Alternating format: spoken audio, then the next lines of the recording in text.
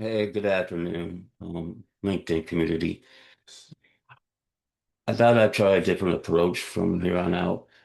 Writing is good. Writing gets my feelings on paper, but also at the same time, I think it's good to maybe do a video every now and then about the journey, about what many patients and care partners experience through the complexities of a transplant. So with that being said, I ask you to just be patient as I work through this other short script and hopefully bring some deeper perspective to what a transplant is, what it entails. So to me, the reason the story matters is because people see a working kidney and think, you're good now. While inside there's a simple aching truth. You just want your life back in ways that feel ordinary. Maybe on a lake, on a plane to the Rockies, or in your own routine, not heroic. Before my transplant, life simply kept shrinking away. A lot of people talk about numbers, stages, treatment plans, and what I remember are days I couldn't go where I wanted to go. I would see pictures of other people fishing and feel it in my chest like a physical pull. I could almost smell the water, feel the weight of the rod in my hand, the quiet that only exists early in the morning on a dock. But my reality was appointments, restrictions, fatigue, and the constant calculation. Can my body really handle this? Most days, honestly, the answer was no. Travel became a very distant memory instead of a possibility. Airports, road trips, even simple weekends away turned into logistic problems my health couldn't solve. My world shrank down to safe distances, safe times, safe plans that my body might not cancel at the last minute. Watching other people book flights and complain about jet lag felt surreal. I would have taken their jet lag in a heartbeat. And all under all of this was one quiet thought. I don't want an extraordinary life. I just want my ordinary back. Then on November 25th, 2025, the transplant, the call, the rush, the surgery, the long, strange days after where your body's sore and your mind is chasing to catch up with what just happened. Everyone around me was focused on whether the kidney was working. I was focused on a different question. Will I ever stand on a pier with a rod in my hand again? Will I ever sit in a plane and think about where I'm going instead of whether my body will betray me? Recovery was by no means cinematic. It has been slow, frustrating, up and down. Some days I could feel little pieces of myself coming back, energy to walk further, to stay up later, to think about tomorrow without dread. Other days I felt like I was living in someone else's body, one that needed alarms, pills, and constant negotiations. But through it all, what kept me moving was not an abstract idea of a second chance. It was specific. The feel of early morning air on a lake, the sound of line whispering off a wheel, the way the world looks from a plane window when you're finally leaving town for something other than treatment, the hope of planning a trip and actually believing I might make it there. That is what people don't always see. They see a scar and say, you're so strong. They see lab results and say, you're doing great. They see you out of the hospital and assume the story has wrapped up very nicely. They don't see the part where you walk past the fishing aisle in a store and stop just for a second because something in you remembers what it felt like to belong out there. They don't see the parts where you scroll past travel photos, mountains, beaches, cities, and think, just let me get there once without my body being the main character. They don't see the negotiations you make with yourself every single day. If I keep taking those meds, if I keep showing up to labs, if I keep doing this work, maybe, just maybe, I get that life back. I wish I were out on the water. I wish I were standing on a bank at sunrise, not waiting in a room. I wish I were worrying about weather and bait, not creatinine and side effects. I can't wait to travel again, not to run away from my story, but to finally live a chapter that isn't written in hospital lighting. And more than anything, I want something that almost sounds too simple to say out loud. I want a life where my health is in the background, not the main headline, where I can wake up and think about where I'm going that day, not whether my body will let me. Where fishing, traveling, and doing normal things aren't dreams or metaphors. They're just my normal, everyday weekend plans. This is the emotional truth at the center of all of this. Yes, do not get me wrong. For all of you heroes out there, all of you who have been through the transplant, it's a blessing. It keeps us here.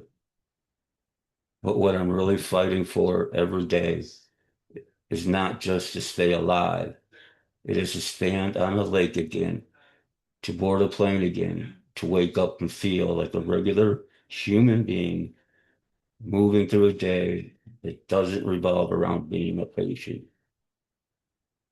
That's the story. The distance between where I am, that dock, that airport gate, that life, and the stubborn, quiet, determined hope that I'm going to close that distance step by step until I wish turns into I'm finally there. I want this to start with a better version of the importance of the video, why it should matter to the transplant community, why it should matter to those in charge of the policies that correct a bureaucratic red tape that prevent many transplants from happening, rewrite everything without losing context, and add to different material. This video needs to exist because too many people in transplant only see the system from the outside. They see numbers, approvals, denials. They see policy language, risk categories, waitlist counts. They do not feel what it is like to live in the space between eligible and too late, or to finally get a kidney and then be sent home to rebuild a life that bureaucracy never bothered to imagine. But this is for two groups of people, for the transplant community, so patients and care partners hear the reality named out loud and know they are not difficult or ungrateful for feeling what they feel. And for the people who design policy, funding, and rules, so they can no longer pretend the only thing that matters is more transplants and better outcomes, while human lives are bent and broken around red tape. This is your story, reframed with that purpose and with some new layers. This video matters because it speaks to a group of people who are always talked about, but almost never truly heard. kidney transplant recipients, and the families who live inside this process. If you are part of the transplant community, you know what the public sees. They see the headline gift of life. They see the smiling photos. They see the bell ringing, the hug with the surgeon, the moment in the hospital lobby when finally someone walks out the door. What they don't see is what it took to get that door and what happens after it closes.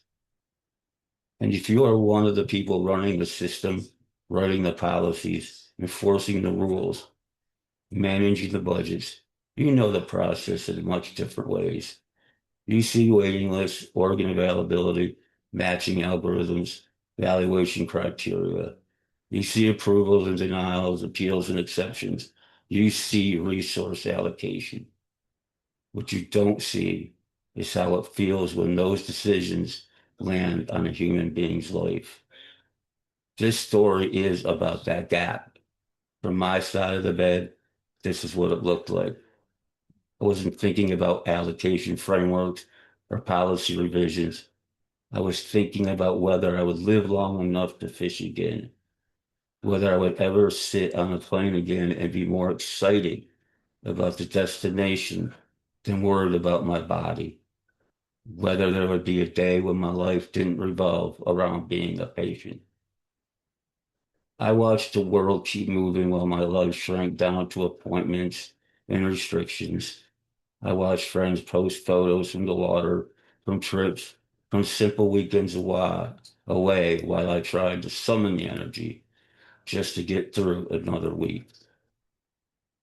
And in the background, out of my sight, the system was deciding my future in forms and meetings and criteria that I never got to write. Every test, every evaluation, every single piece of paperwork was another step through a maze that I didn't design. Sometimes the obstacles are medical, sometimes they're not. They were insurance questions, eligibility rules, center requirements, delays that nobody could explain in a language that sounded somewhat human. On my side, those delays translated into days I couldn't get back. On the system side, there were processing, review, due diligence. This is why this video matters for the people in charge, because red tape is not neutral. Every extra layer of bureaucracy, every rigid rule that doesn't flex for reality, every slow response is measured in someone's life getting smaller, less time, less strength, fewer chances to live. Something that feels like a life instead of a waiting room. When you sit in a conference room and argue about criteria, I'm at home wondering if I will get to stand on a dock with my rod in hand before my body gives out. When you debate budgets and benchmarks, I'm trying to decide whether to keep planning for a future or protect myself by expecting nothing. The kidney that finally arrived is definitely a blessing. There is no question about it. It keeps me here. It opens doors that were closing. But there is a hard, hard truth underneath this blessing. It took fighting to a system that often felt more interested in protecting itself than in helping me get to that operating room. It took proving over and over that I was worth the risk, compliant enough, stable enough, while time was not waiting. It took living with the knowledge that some people never make it through that maze, not because their body couldn't handle a transplant, but because the rules and delays block that path. And once the surgery is done, once the kidney was in and the numbers looked good, the system exhaled. From that perspective, the goal had been met. For me, that's where the next part of the story began. I didn't wake up wanting a medal. I woke up wanting my life back. in ways that feel almost embarrassing simple to say out loud. To wake up and think about fishing and not lab results. To plan a trip and actually believe my wife and I might go. To have days where my health is not the main topic of my mind. That is the existential part of transplant that policy rarely sees.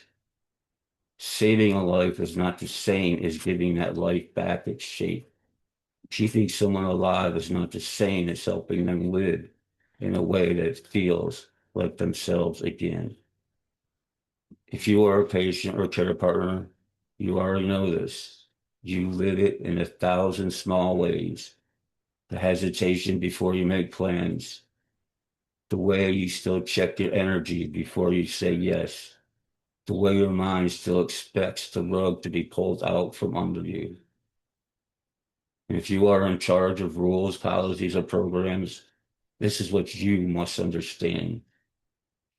Every time the system adds layers that slow access to transplant, every time it treats the surgery as the finish line instead of one step, every time it ignores the human cost of its own complexity, it is wasting the very gift it claims to honor. This video exists to say a kidney is not just a clinical success. It is a human being who wants to stand on a shore again, sit in a plane seat again, wake up and have a day that doesn't start with fear. It is a person who shouldn't have to be extraordinary just to get through the process that could be made kinder, clearer, and faster if the system chose to value the human element as much as it values its own perfections. If you work in transplant, this should matter to you because the work is not only about moving organs, it's about what happens to the person on the other side of that incision. And if you shape policy or sit above the process, this should matter to you because every decision you sign off on decides how many people make it through and what kind of life they are left to build when they do. And if you are a fellow recipient hearing this, it matters because your quiet hopes, the trips, the first flights, the normal days are never small. They are the point.